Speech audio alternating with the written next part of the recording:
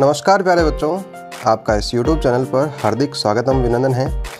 आज बच्चों जो है अपन प्रश्नावली 5.2 का प्रश्न संख्या 6 अपन डिस्कस करेंगे। इस क्वेश्चन को करने से पहले एक छोटी सी आपसे निवेदन रहेगा कि यदि चैनल के ऊपर आप नए हो तो चैनल को सब्सक्राइब ज़रूर करें। अब देखते हैं प्रश्न संख्या 6 आपका क्या बोल रहा है। इसमें देखो बच्चों, वो ये बोल रहा है कि क्या एपी जो आपको दे रखी है, एक समांतर श्रेणी दे रखी है 11, 8, 5 और 2 का एक पद -150 है, या यदि हैं तो क्यों है।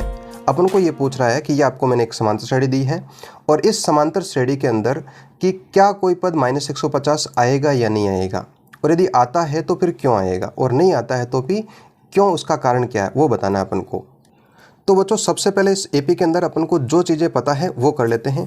तो सबसे पहले इसने 11 दिया तो वो प्रथम पद हो गया, और प्रथम पद को अपन ए से डिनोट करते हैं, कितना हो जाएगा, वो 11 हो जाएगा। बात करें सार्वंतर की तो डी होता है, द्वितीय पद माइनस प्रथम पद, तो 8 माइनस 11 हो गया। तो 8 में से 11 घटाऊंगा तो कितना शेष रहेगा आपका, माइनस का 3 शेष रहेगा। और ये बोल रहा है कि क्या इसका जो कोई एक पद -150 होगा क्या, तो वो जो -150 है वो आपका कोई nवा पद मान लेते हैं।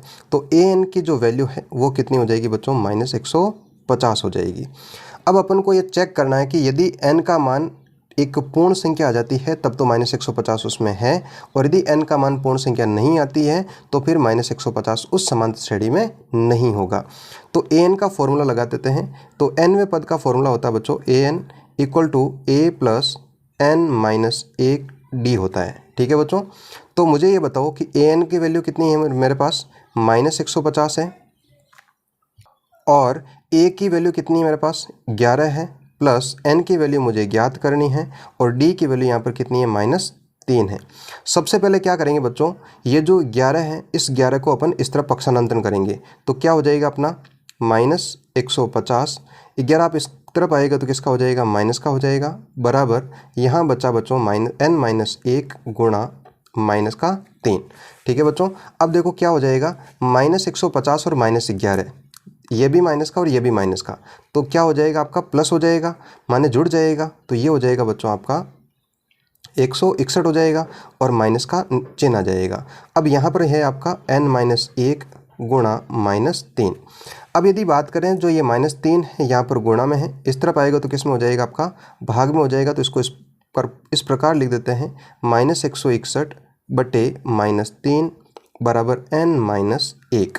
ठीक है बच्चों, अब देखो अपन क्या करते हैं, इसमें जो ये 3 है इसका भाग लगा देते हैं 161 के अंदर। तो जब 3 का भाग 161 में लगाऊंगा बच्चों, तो ये भाग जो है वो एक दशमलव संख्या में आ जाएगा, 53.6 आ जाएगा। इस प्रकार ऊपर भी माइनस नीचे भी माइनस, तो आपका क्या हो जाएगा, प्लस हो जाएगा, और यहाँ पर रहा आपका n-1। अब मुझे n की वैल्यू याद करनी, तो ये -1 है, इसको अपन इस तरफ भेज देते हैं, तो क्या हो जाएगा, 53.6 + 1 बराबर कितना हो गया बच्चों, n हो गया। 1 इसमें जोड़ूंगा तो ये हो जाएगा बच्चों 54.6 बराबर n। बात करें कि जो n का मान है वो एक दशमलव संख्या आई है, और अपन को पता है कि n का मान क्या होता है या n क्या होता है, तो अपन को पता है कि n जो है वो पदों की संख्या होती है। तो यदि मैं आपसे ये बोलूं कि इस समांतर श्रेणी में 3.5 पद हैं, तो आप बोलोगे सर या तो पद 3 हो जाएंगे या फिर 4 हो जाएंगे, 3.5 तो कैसे होंगे, या 3.5 कैसे होंगे।